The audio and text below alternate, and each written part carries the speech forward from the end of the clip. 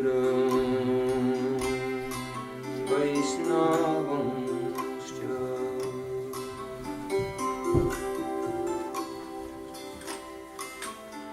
Shirupam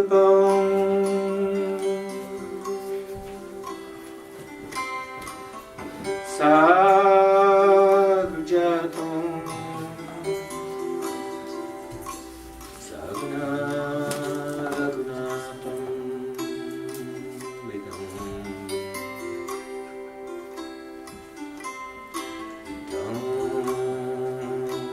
Sajivam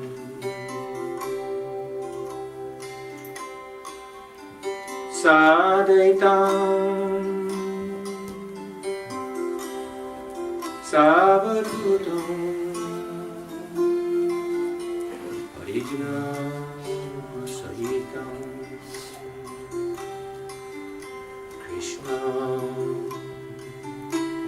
Chaitanya Devam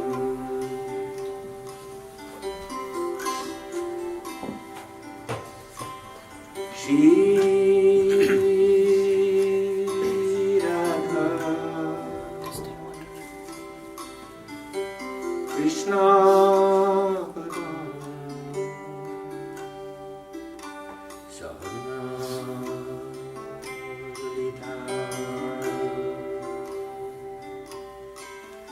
Shri Vishakam Mitam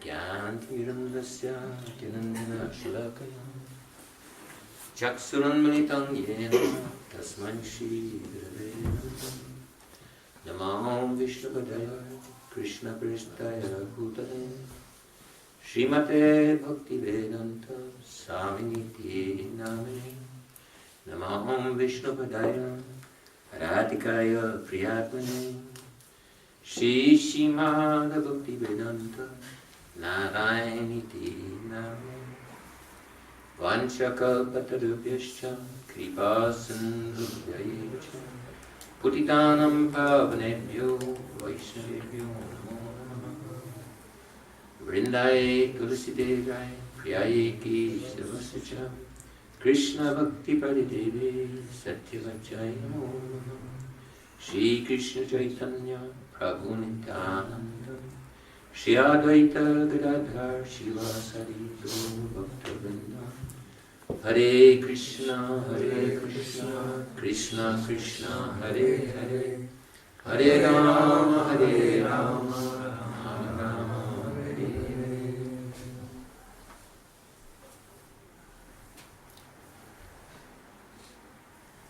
Of my humble obeisances at the lotus feet of my beloved Diksha Guru, Nityalila Bhavishya Shishima Bhaktivedanta Swami Maharaj Srila Prabhupada.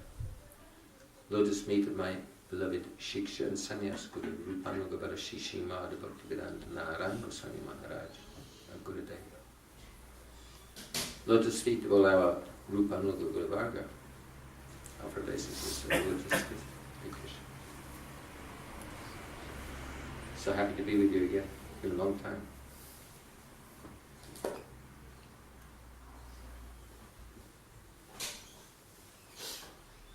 Today is Mahashivaratri, a very special day for Vaishnavas because Shivji is a very special Vaishnava.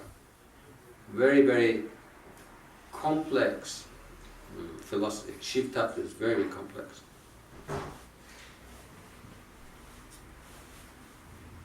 Srila Gurudev, he recounts how Narada Muni was looking for that personality who's got the mercy of Krishna most. And he started with a Brahmana king in India. And then he went to Indra, and Indra directed him to Brahmaji, and Brahma directed him to Shiva, and then Shiva directed him to Prahlad Maharaj. So, this is in Sri Brihad Bhagavatamrita. So the progression is intended to show us how there are different grades of devotees and also different grades of pure devotees. And in general, as Narada Muni goes from one to another, he's going to devotees who are closer and closer and closer and closer to Krishna. But with Lord Shiva, then there's a mystery. Because, on the one hand, Brahma directs Narada Muni to Shiva. And then Shiva directs Narada Muni to Prahlad Maharaj. So we assume that Prahlad Maharaj is then closer to Krishna than Shivji, on the one hand. And on the other hand, Gurudev says that actually Shivji, as a devotee of Krishna, is much closer. For example, he takes the form of Gopishva Mahadev in Vrindavan. And he's actually, he actually could see, to some extent, he could see Rasa dance. He's actually guarding the place of the Rasa dance. And Prahlad Maharaj can't even dream of that. So there's a big mystery there, because on the one hand, this succession from one devotee to another in Briha Bhagavatamritam, it must lead us closer to Krishna. On the other hand, it seems like there's a step backwards from Shivji to Prahlad Maharaj, who's also a pure devotee. There were some devotees in another organization, they began criticizing our Gurudev when he was saying that Prahlad Maharaj is Jnani Bhakta. Prahlad Maharaj is pure devotee. He's completely free from any material motivation, totally free. And at the same time, Jnani Bhakta means that he knows that the Supreme Lord, that Krishna is the Supreme Lord. So no need to offer service to him. He's got everything. Atmaram, Aptakam. What can I give him? Like they say, what do you give a man who's got everything? So Krishna's got everything, he's the source of everything, so how I can serve him? So he's just offering prayers. It's not related that when Nrsimhadev came and killed Hiranyakashipu, it's not related that Prahlad Maharaj gave him a drink of water, or something to wash his claws, or some nice fruit to refresh himself, any of that. He's offering very beautiful prayers. So he's pure devotee and he's Jnani Bhakta. He knows that the Supreme Lord is the Supreme Lord. He's Atmaram, Aptakam. All of his desires are fulfilled already. And higher than that, for example, next, Ambarish Maharaj, he knows that the Supreme Lord is actually very happy to accept service from his pure devotees. That when the pure devotee has a desire to serve Krishna, then Krishna becomes hungry for that service. Even to the extent he won't even wait for the offering to be offered. He'll steal it, he'll snatch it, like in Vrindavan, or like with Sudama Vipra. He didn't wait for Sudama Vipra to give him this. He's carrying a bag of very, very poor chipped rice. Sudama Vipra, it seemed like a good idea when he left home. But when he got to Dwarka and he saw the gold and the jewels, and he became ashamed that he was hiding it. And Krishna just stole it off him, ripped it off him, and started eating it.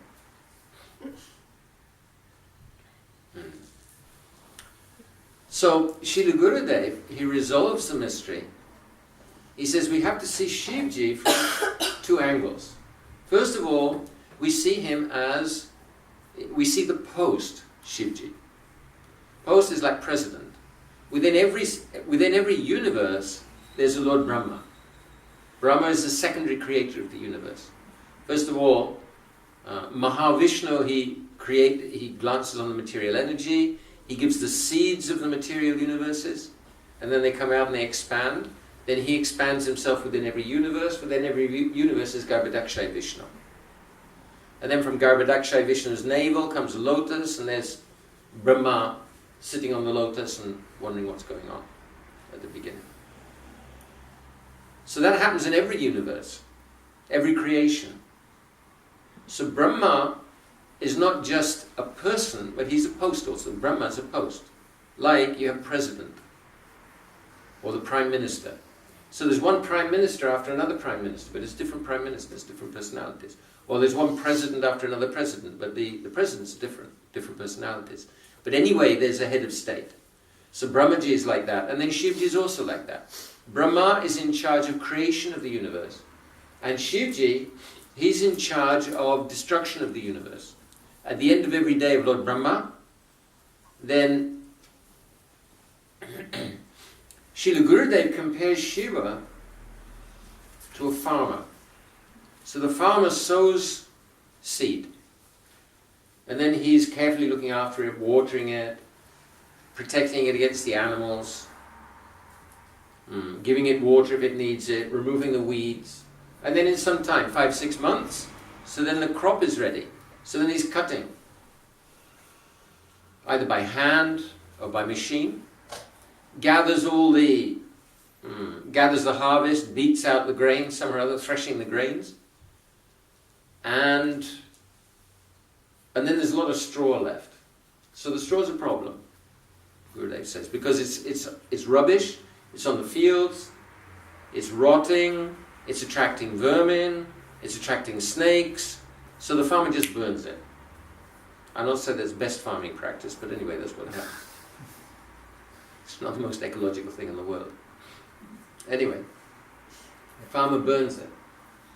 So similarly, Shivji, for a long time, he's watching the world go on, watching the living entities circulating here and there, gathering their karma, some of them becoming liberated and leaving the material world, some of them going to hell, some of them going to heaven, coming back again to Earth planet, performing their activities, either pious activities, impious activities, and circling, and gradually some of them are becoming enlightened in devotional service or in any other way.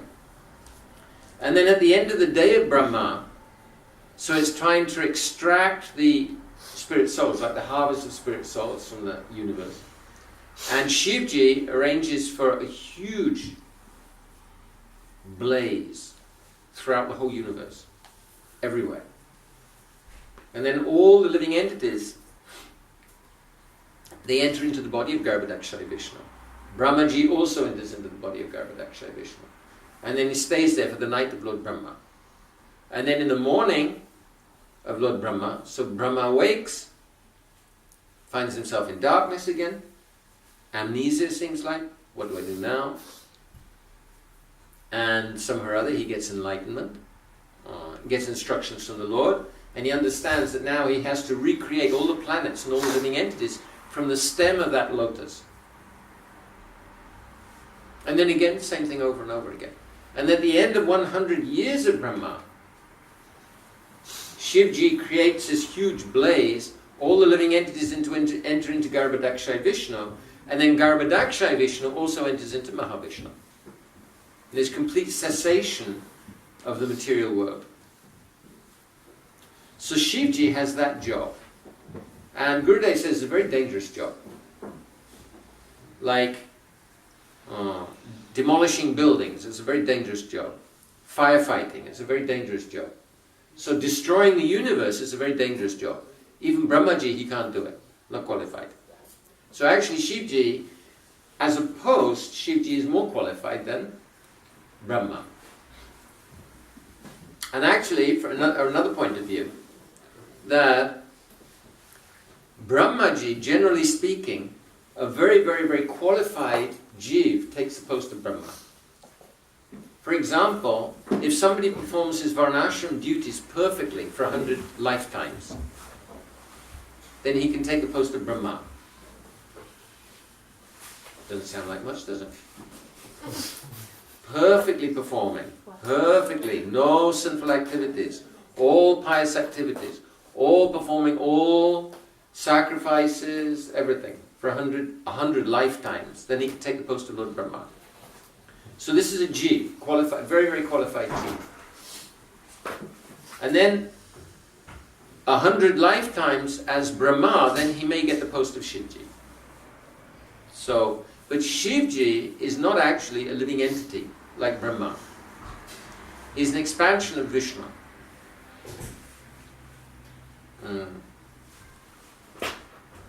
Like they say, it gets complicated. Srila Vishnu Chakravarti Thakur, he explains that at Ipoh. Srila Vishnu Chakravarti Thakur, he explains that there's two kinds of consciousness. Anu Chaitanya and Vibhu Chaitanya. Anu means atomic, very small. So we're Anu Chaitanya. Very, very, very small, and because we're very small, we're subject to being under the influence either of the material energy or of the spiritual energy. This is Tatashta Shakti, marginal. Like, there's a thin line between the ocean and the shore. It's so thin it practically doesn't exist. It's almost imaginary. There's water and then there's... So what's the line between them? Actually, we can't imagine that line because either there's water or there's sand. There isn't anywhere really in between there. But anyway, there's an imaginary line, and that's the Tatashta. So we're emanating from that Tatashta region. We have emanated from that Tatashta region. And those jivs go either under the influence of the material energy or under the influence of the spiritual energy. So somehow or other we became attracted to the lights and everything in the material world and thought, hey, this is a good deal. And got a subtle body, and then got a gross body, and then we've been circulating here for millions and millions and millions and millions and millions of years. This is Anu Chaitanya. And even now, as devotees, we're reenacting this marginal position. Because at any moment, we can either be under the influence of the material energy or the influence of the spiritual energy. And we want to see a vivid example of that. See what we're thinking about when we're chanting japa. In a moment, we can change. Sup, sup, sup, sup, sup, sup. In one round, you can change 10 times. Easy. Sri Narottam Thakur, he's one of his songs, he's describing how, he says, I'm like a living dead body dragging myself around. The material energy, lust, anger, greed, they're attacking me so much. But I take shelter at the lotus feet of Radha and Krishna. I have no fear. Just like that, from one verse to another verse. At any moment we can surrender. Any moment. And then again, back into material energy. It can happen. But as we become freer from these material anarthas, so we become more attracted to the spiritual energy and less attracted to the material energy. And the stage of anartha nivritti, Srila Vishnu Chakravarti describes how somebody on this stage, they're chanting, they're remembering Krishna, and suddenly they're deep in Maya and they can't even remember how it happened. And at the stage of asakti, a devotee can be somehow or other thinking about material energy and he's just dragged back into the spiritual energy. Asakti means, anartha nivritti means these unwanted things coming out of the heart. And then nishta, very strong practice. And then ruchi, taste, real taste. And asakti means very strong attraction to Krishna, to bhajan and to Krishna. So at that time, the living entity is, the devotee comes back to Krishna. Anyway, doesn't even know how it happens. It's happening automatically. The mind can't stay in the material energy. So there's hope. Definitely, as we progress, we'll find ourselves less and less in Maya and more in Krishna. So we have to keep going, follow the practice as our acharyas, as Srila Gurudev, Prabhupada, our acharyas have given, and continue.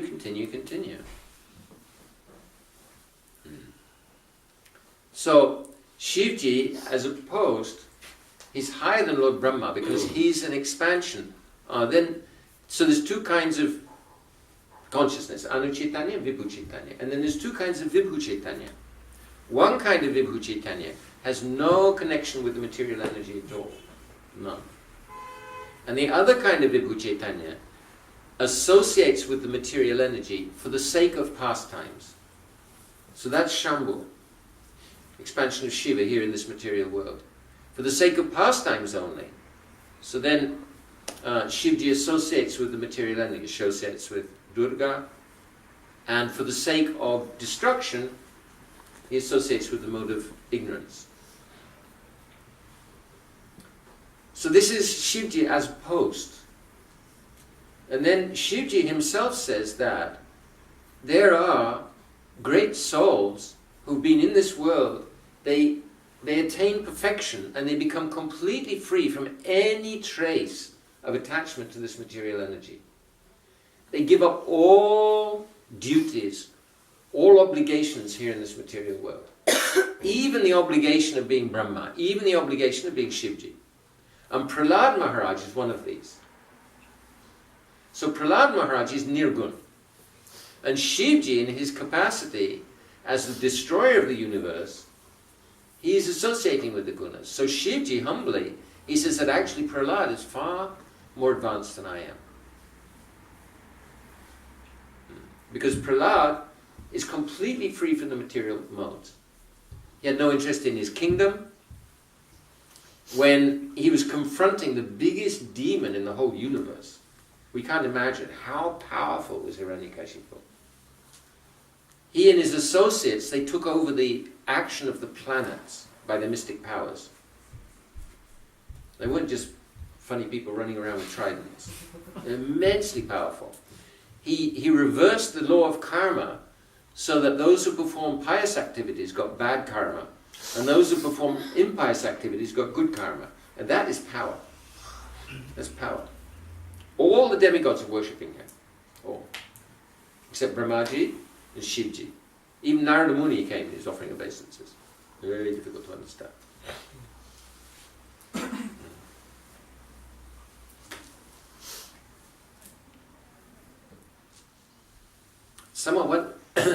Someone took Ravana once.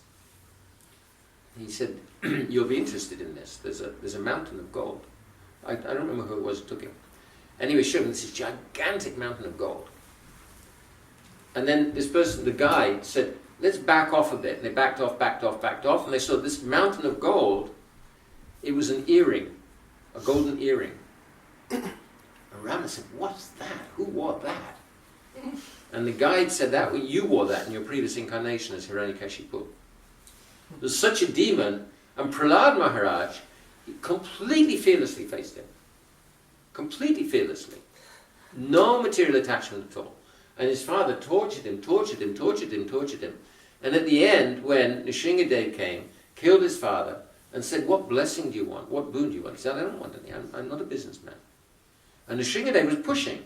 "No, I want you to accept some blessing." "Okay, then let my father be liberated, please." Nrsingadev said, No, he's already liberated. You're pure devotees, so many generations, backwards and forwards, are already, what benediction do you want? So then he said, "Okay, let me stay here. I'll take the sinful reactions for all the living entities in the universe. I'll stay here and they can go to the spiritual world." So he's pure devotee. Definitely pure devotee. No trace of material attachment. And completely attached to Krishna. Totally. So how can we say that Shivji is higher? So Shiv as post, he's interacting with material nature, whereas Prahlad Maharaj is not. But Shiv as a person, he's on a different level. When Shivji was talking with Narada Muni, he said, "Oh, how can you say that I'm the object of mercy, of the Lord's mercy, because he gives me such dirty things to do?" Like when the demons and the demigods, they were churning the ocean of milk. Very dramatic pastime. They were using Mount Sumeru, a gigantic golden mountain, as a churning rod. And Vasuki was the churning rope. So Vishnu advised the demigods. The demigods said, "Wait, we're more important than the demons, so we'll take the head and you can take the tail." And the demons said, No, we're more important, we're more powerful. We'll take the head, you take the tail. The demons said, demigods said, "All right, we'll take the tail." But then the head, once they started churning, the head was belching out flames and smoke. The demons getting scorched and choking, and the demigods were very happy. So they're churning. Right? First, when they came with Mandara Mountain, with Sumeru, and they dropped in the ocean and just went, doom, disappeared completely. Alas, alas, what to do? And then Krishna himself came in the form of Kurma. He had some itch, Krishna. Some itch on the back. So he came as Kurma, and this gigantic golden mountain was rotating on his back. So many different tasks at the same time. Definition of expert. And then there was another incarnation of Krishna sitting on top of the mountain. So many 8-armed Vishnu form. And then Mohini also appeared. Dhanvantari also appeared. It was very, very dramatic presentation. So, in the course of that, one of the first things to come was this Kalakut poison. Intensely deadly poison. And everyone was running here and there, what to do. So they all came to Lord Shiva, and they asked Shiva, you please drink this poison, because nobody else can deal with it. So Shivji, he drank the poison, but then thought, Krishna's in my heart. If I let that poison go into my body, then it will scorch Krishna. So he held it in his neck. So therefore he's called Nilakant, blue neck. He's got this blue line on his neck. When I was practicing Zen in Japan a long time ago, more than 40 years ago, our teacher, he was giving a lecture. So he said, Professor Suzuki, he's examined these sutras we're chanting. So in there, he said this coming from Sanskrit. And there's a name there, blue neck. And he was laughing. What's that doing there? Blue neck. Ho, ho, ho. So later on, after I started practicing Krishna consciousness, I realized, oh, that's Shivji. So I checked out those sutras, and there's Krishna's name. They're actually chanting Krishna's name. Chinese, maybe there's Japanese Zen Buddhists also. Krishna, Krishna, Krishna, Krishna. Alankrita Sharira. Krishna, Krishna, your beautiful body is decorated with, very beautifully decorated. And then there's another sutra, Krishna, Krishna, Mahakrita. So even the Buddhists, they're chanting Krishna's names, and because even accidentally if one chants, then liberated. And they haven't got a clue what they're chanting. They haven't got a clue.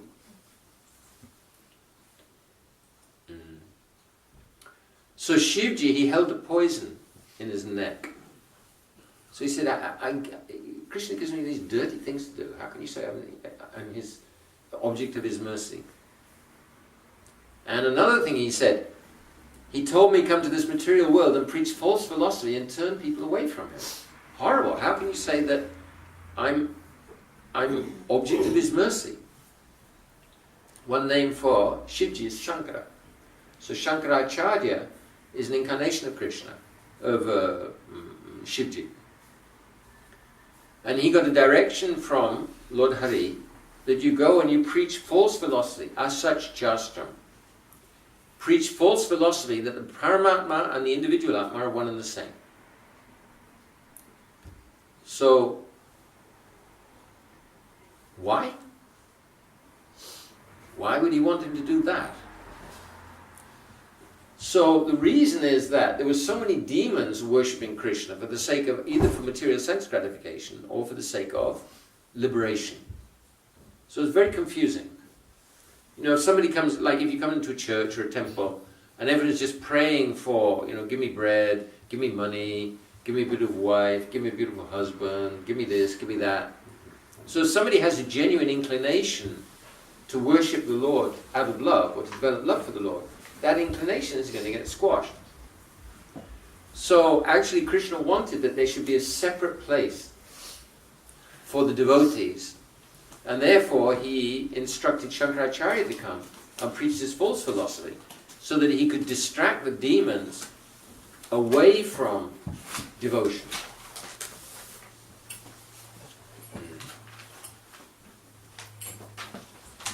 And that way there will be a clear place for the devotees to practice pure devotional service.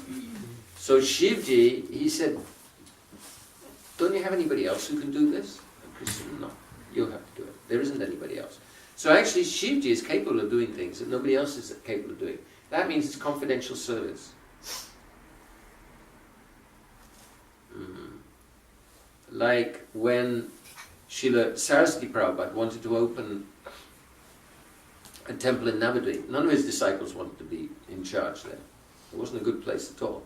But our Srila Param Gurudev, he volunteered. Okay, then I'll do it. And our Gurudev also, why would he want to live in Mathura instead of Vrindavan? But his Guru Maharaj, our Srila Bhakti Pragyan Keshav Goswami Maharaj, so he wanted a temple in Mathura because it's a very important place for preaching. So our Gurudev volunteered to be there. So those who can, if someone can perform a very difficult, dangerous task, it means this is confidential service. And then further, Shivji, he's actually very close associate to Krishna. He appeared as Gopishwa Mahadev.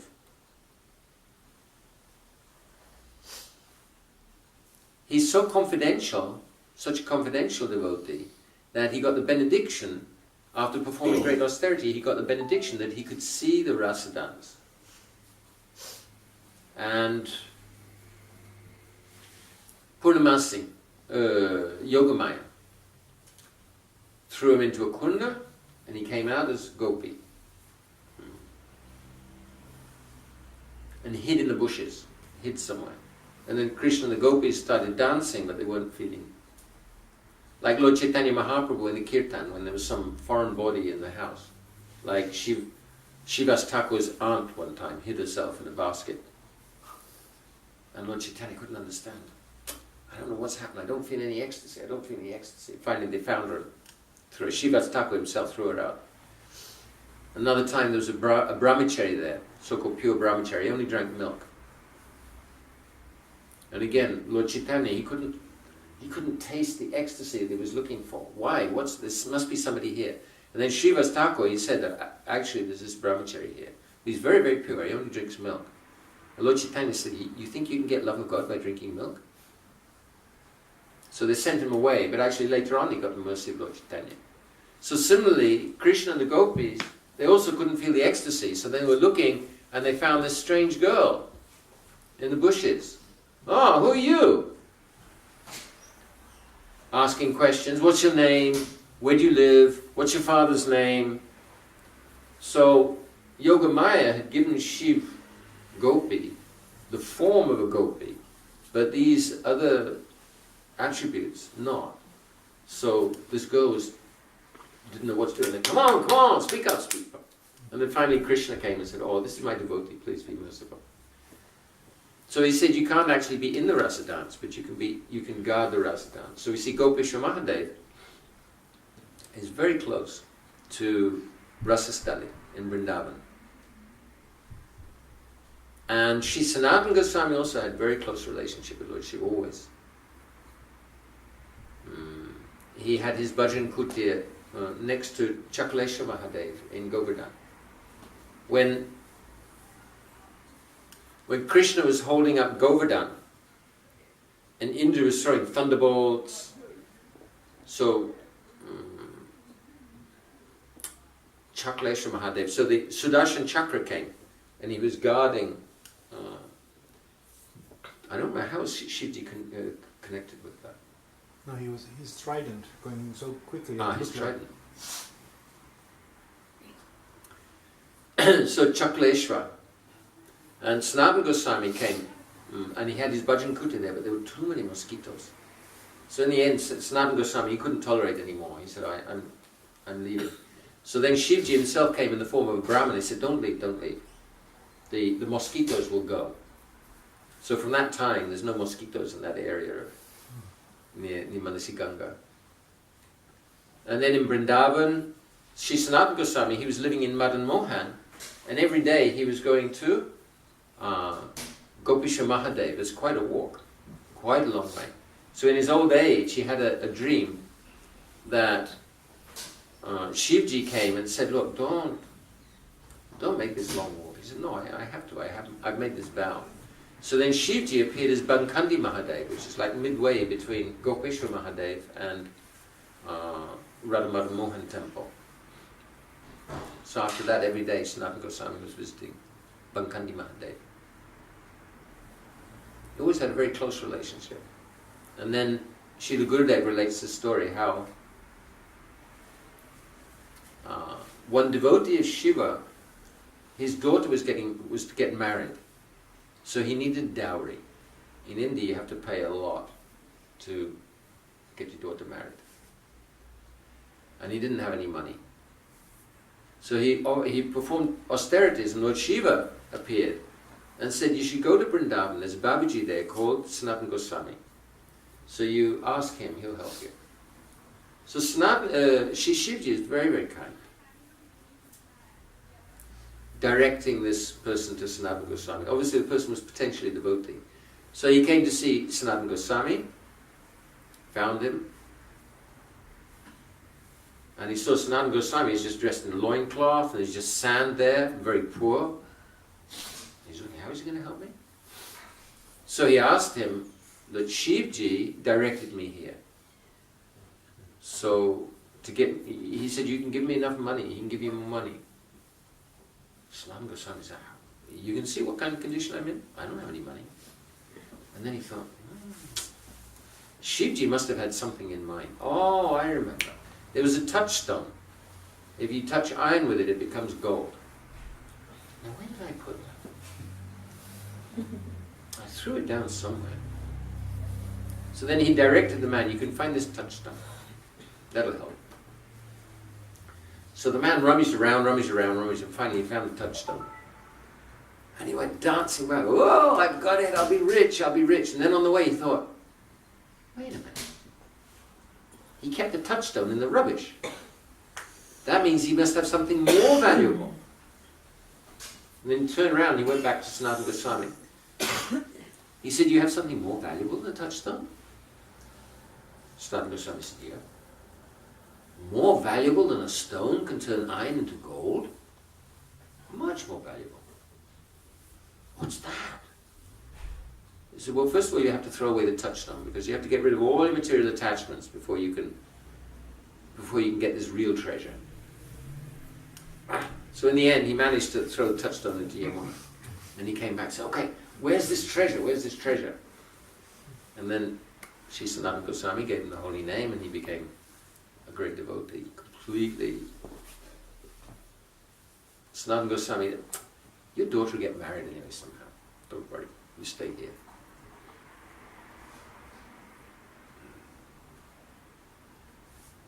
Shivji sometimes he gives benedictions to those who are against Krishna, but there's a hole in the benediction, there's a loophole in the benediction. Like Jayadratha, for example.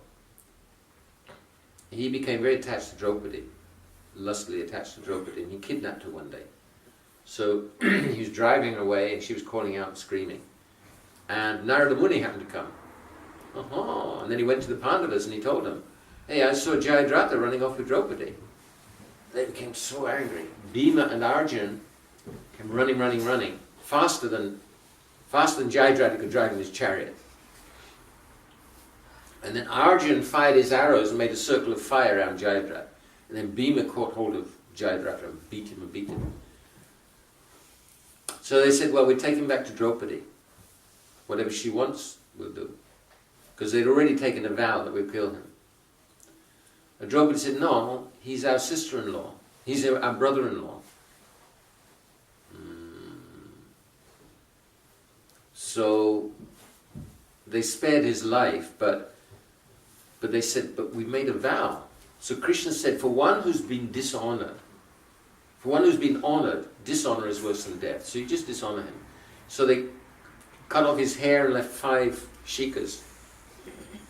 And then cut off one side of his beard and left the other one on.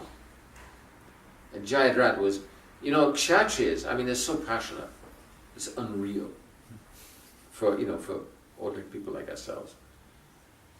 So this honor is he was so angry. So he performed intense austerities. He got the mercy of Shivji. He said, I want a benediction so that I can defeat all of the Pandavas. And Shivji said, well, you can't have that. But you can have a benediction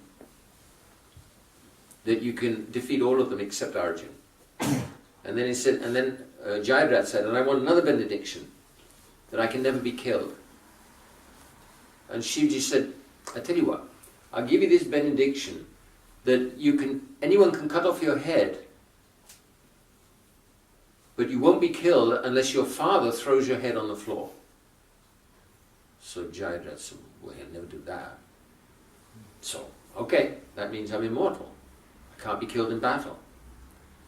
So there was, anyway, it's a long story which I won't go into all of it.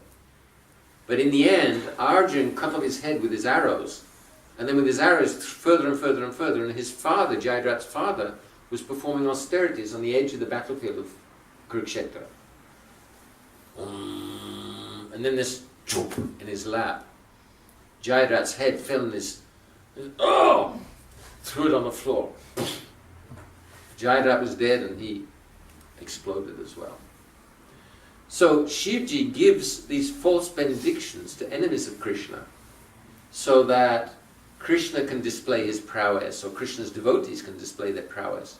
So that on the one hand, the benediction is not false, and on the other hand, somehow or other the demons are defeated, and Krishna and his devotees are victorious.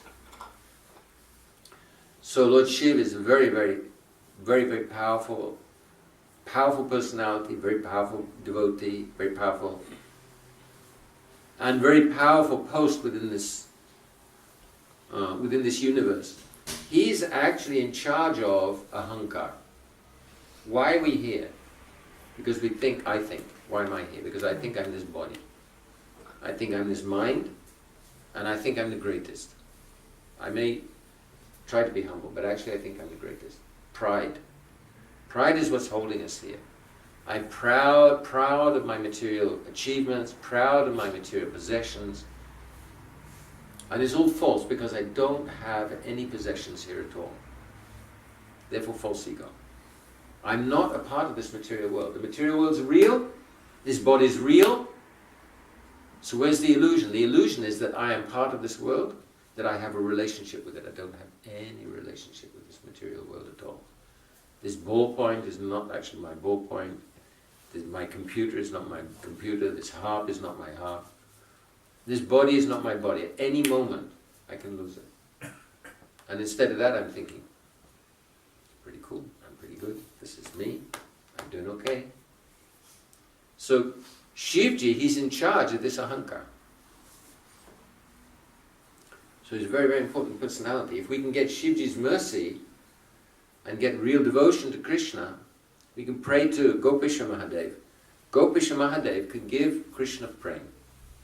So we pray to Gopisha Mahadev that it kindly give us association with pure devotees, like Sri Sanatana Goswami and his followers, so that we can get Krishna prem, so that we can become freed from this ahankar. Sanatana Goswami, he was the ideal example of humility. Ideal.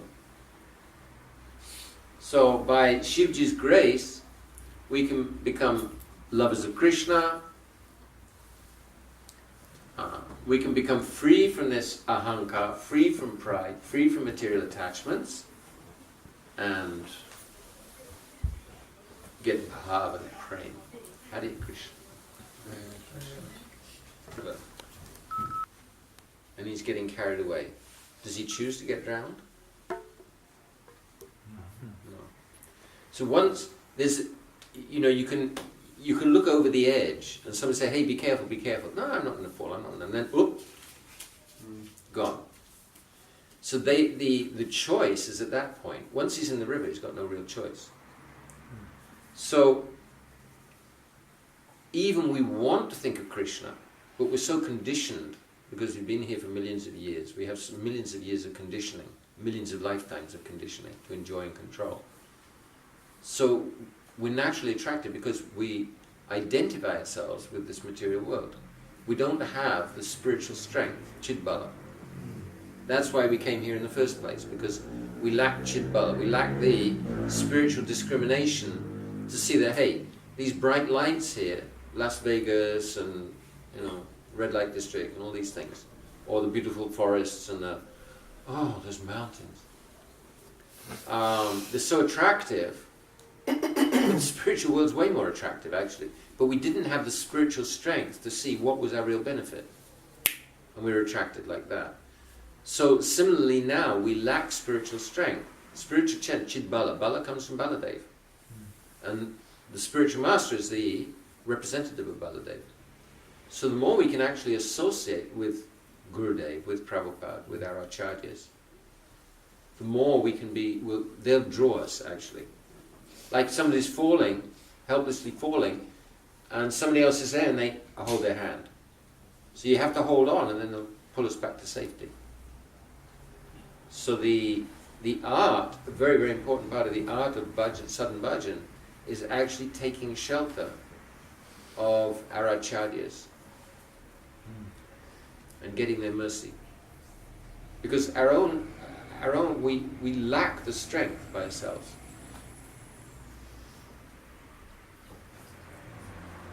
So it's not what you know, it's who you know. You said something about sometimes a jiva will take the place of Shiva, but I didn't quite get that. No, I didn't say that. Oh, okay. No. Krishna, Brahma is Jeev. Yeah. Sometimes Krishna, if there's no qualified Jeevs, then Krishna may take that post. Right, And also Shiv. But generally speaking, Shivji is expansion of Vishnu, but he's a non-independent expansion of Vishnu. He's not, he's dependent. He's not independent. Prahlad is a jiva, isn't he? So he's a jiva, so he's in one point, one place at one time, and he's situated within, well, his body, so to speak. And Shiva can be in so many different places at the same time. Prahlad is eternal associate of the Lord, actually. And pure devotees, they also expand themselves. If you're reading Going Beyond Vaikuntha, Gurudev says there that the pure devotee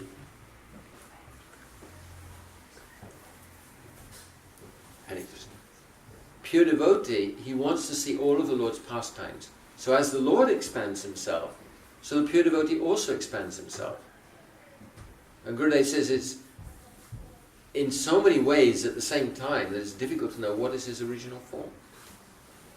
In Going Beyond Vaikuntha, Gurudev says like that. So the eternal associates, they expand themselves. And even, like our acharyas sometimes, they also do like that.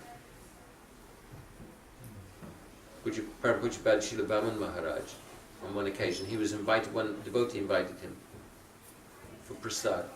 So he went, and then the next festival in Navadvip, the devotee thanked Srila Vaman Maharaj's servant for arranging all that. And so, what do you mean? He didn't go to, he was on the railway train at that time. And they looked in his diary, and then he said what prasad they had. And the Parampujyapad Srila Bhakti Dayat Madhav Goswami Maharaj also, there's another incident. Two of his preachers were due to go to a city to give a lecture. So, somehow or other, as very rarely happens, the train was late.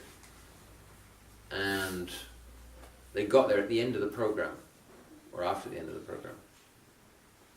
So they were apologizing to the local devotees. And the devotees said, no problem.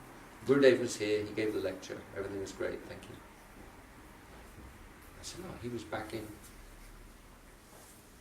And Srila Bhaktivedanta Goswami Maharaj, he spoke to Srila Madhav Maharaj about that.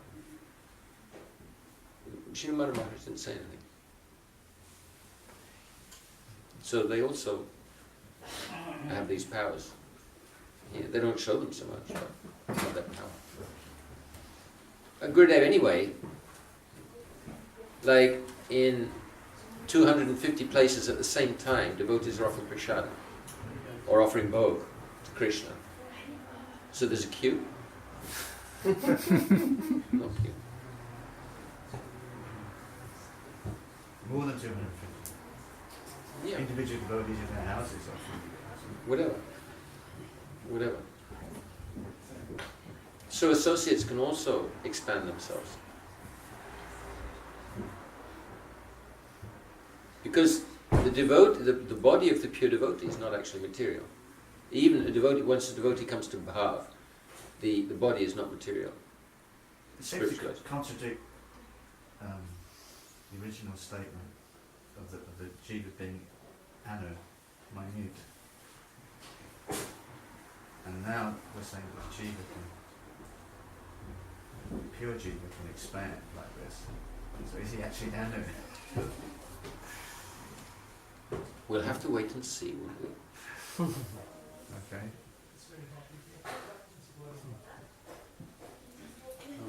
Does any prayer come to mind where we pray to Shiva to remove this false ego, or this was one?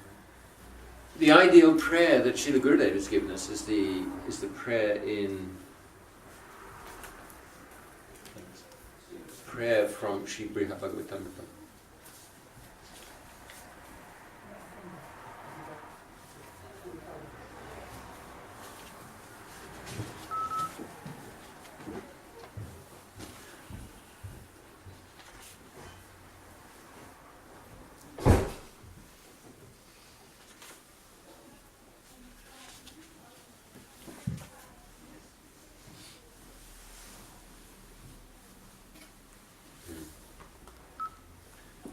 Vrindavana Vidipate Jaya Soma Soma Mone Sanaka Sanandana Sanatana Naradedya Gopishara Braja Vilasi Yugangri Padme Prema Prayacha Nirupadis Namo Namaste.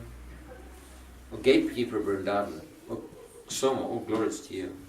O you whose forehead is decorated with the moon, and who is worshipable for the sages headed by Sanaka, Sanatan, Sananda and Narada, O Gopishwama, desiring that you bestow upon me, praying for the lotus feet of Sri Radha Madhav, who perform joyous pastimes in Brajadam, I offer pranams unto you time and again.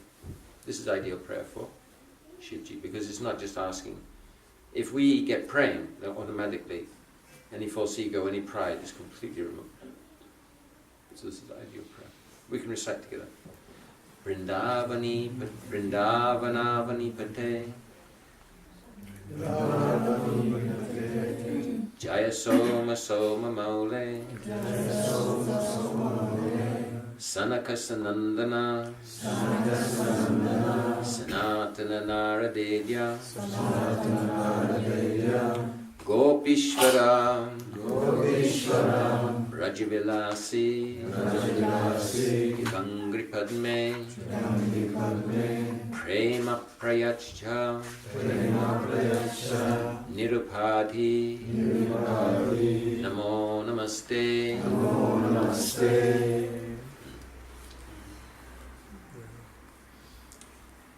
Gopishva Mahadev ki Shivji ki yeah. I have a question. I have a little bit of fight in me for between Shiva and Krishna. I don't know, maybe it's kind of sound silly. I feel a big love and devotion for Shiva. It's like I cannot explain it. It's been so many experiences, and at some point I feel like I need to dedicate myself only to one love, like Shiva or Krishna.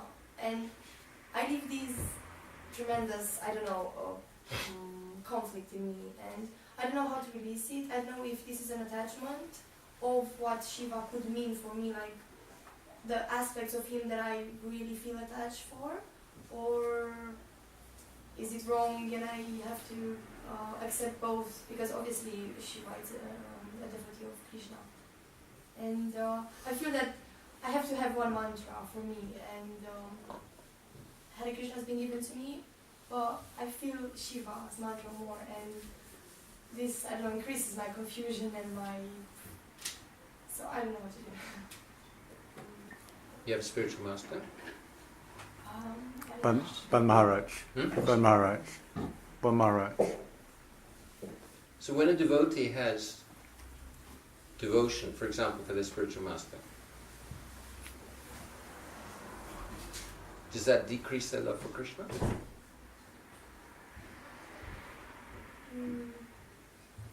Actually, there is a confusion about the master as well, because if officially I was given a master, I feel somehow connected with the master from my country, so as well the confusion is bigger. And I feel a certain power and a certain love and some certain connections and messages and stuff. And I feel they're from Shiva or from that or from Romania, my country. But as well, here with Hare Krishna, I've been experiencing these amazing things, like giving me a name and Guru choosing me for this name. But I was confused because I didn't feel it as much as I feel this connection with Shiva, and I don't know. What's the best thing about Shivji? It's that it's kind of a reflection of mine in the spiritual world. I feel this immense energy, and somehow all the art that I'm doing, all the inspiration that I have, I feel it's from him, and I feel an acceptance. For Hare Krishna, I don't feel that I could be that perfect, and for Shiva, I feel that he accepts me like, completely, and he helps me, and I feel it, and I can say 100% I feel it, and experience it, and even prove it to me. Shivji, what he's doing here? Meditate. Does God have to meditate? No. So he's meditating on something more beautiful than he is. That's Krishna. So if you follow Shivji perfectly and love him and ask him to help you to become perfect, then he'll do it. And that perfection, in the end, it'll be love for Krishna. But at the moment you feel that, see, Krishna seems far from us. So he sends his dear associates to this world, and they help us. Shivji is very kind, very kind. In Navadvip, when people die, so he calls the name of Gauranga in their ears as they die. So naturally they'll take shelter with Gauranga, Lord Chaitanya. So you can have devotion for Shiva, no problem. He's a beautiful devotee. But really serve him.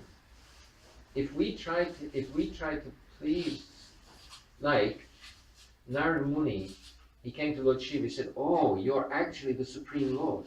And Shiva said, No, I don't want to hear that. He became angry. Okay?